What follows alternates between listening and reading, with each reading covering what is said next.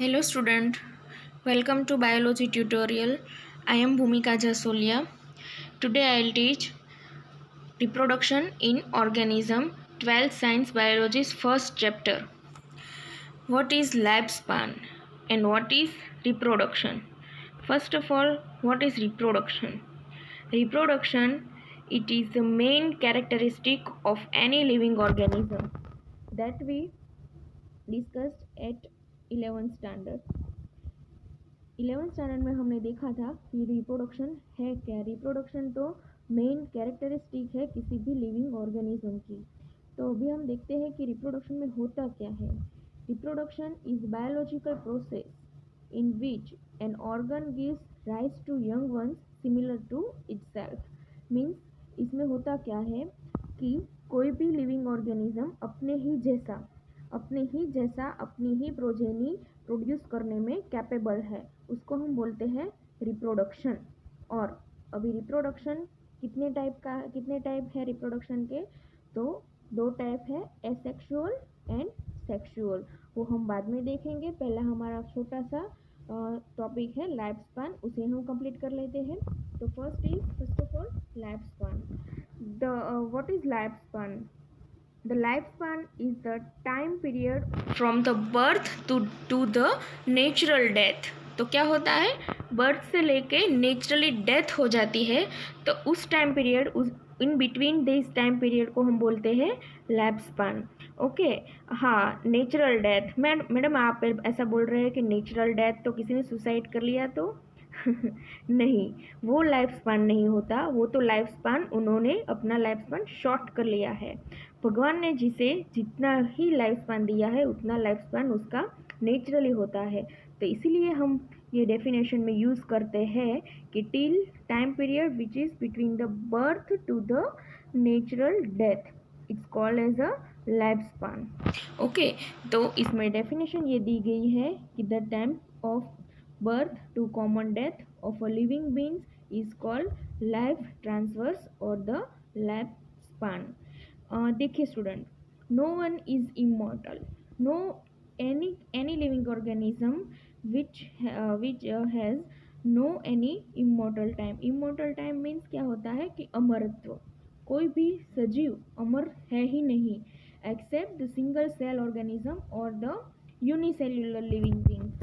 क्यों ऐसा क्यों होता है कि सिंगल सेल जो ऑर्गेनिजम्स होते हैं वो कभी डेथ नहीं होते? ऐसा होता है कि वो हमेशा के लिए जीते रहते हैं, ऐसा होता है? नहीं स्टूडेंट, ऐसा नहीं होता है। उसमें क्या होता है कि जो भी कोई सिंगल सेल ऑर्गेनिजम्स है उसमें क्या है, वो डिवाइड होके वो अपनी प्रोजेनी बनाते हैं। ये देखिए कैसे, मैं यहाँ पे ड्रॉ करके आपको दिखाती हूँ कि ये एक सिंगल सेल है। मान लीजिए कि ये एक सिंगल सेल है, तो उसमें से क्या होता है कि डिवाइड होता है। क्या होता है, इसमें से डिवीज़न होता है।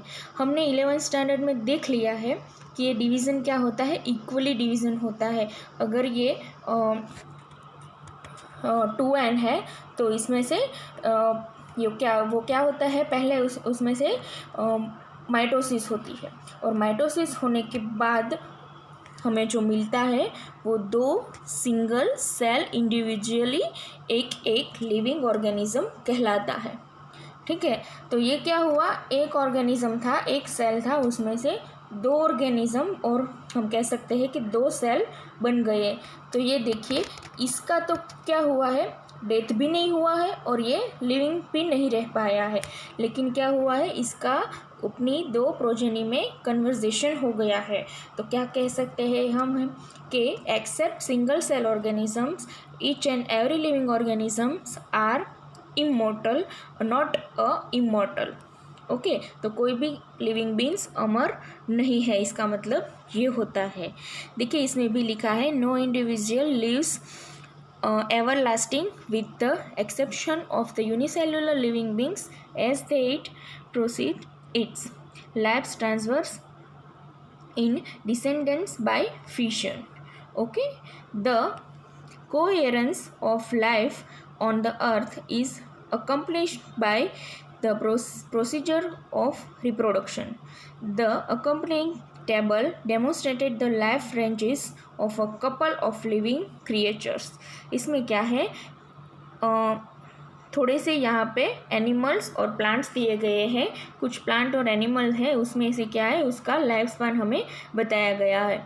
और and we have to know the life span of different various living organism. कभी हम जू में जाते हैं, कभी हम बॉटनिकल गार्डन में जाते हैं, तो हमें पता होना चाहिए और इतना तो जनरल नॉलेज होना चाहिए कि हमारे आसपास जो भी एनिमल्स है, जो भी प्लांट्स है, एटलीस्ट उनका हमें लाइफ स्पान पता होना चाहिए. क्यों? क्योंकि वो हमारे पढ़ने में आ चुका है इसीलिए.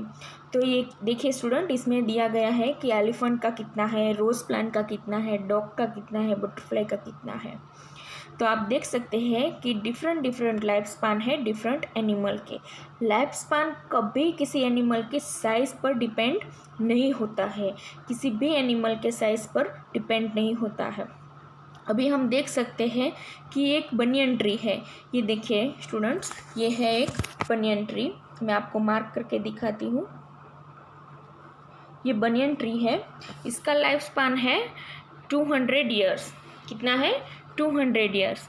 तो अभी इसका ही सिमिलर एक दूसरा ट्री ले लीजिए, वो है मैंगो ट्री. मैंगो ट्री का लाइफ स्पान कितना होता है students? At least 6 to 5 years. Okay, तो मैंगो ट्री का लाइफ स्पान है 6 to 5 ईयर्स. तो देखिए आप, साइज़ कितनी है? सेम है, लेकिन लाइफ स्पान इनका कितना है? डिफरेंट है. ओके, और बनाना ट्री ले लीजिए, उसका है 6 ईयर. राइस प्लांट का आप देख सकते हैं कि 3 to 7 मंथ्स है. रोज़ का है 7 to 8 ईयर एट्सेट्रा. इसमें लिखा है कि 35 ईयर्स है रोज़ का, और किसी में ऐसा लिखा है कि 7 to 8 ईयर्स. हमने यही जो पकड़ के रखना है जो कि हमारी NCERT बुक में दिया गया है. NCERT बुक के थ्रू हमें लेना है 35 ईयर्स.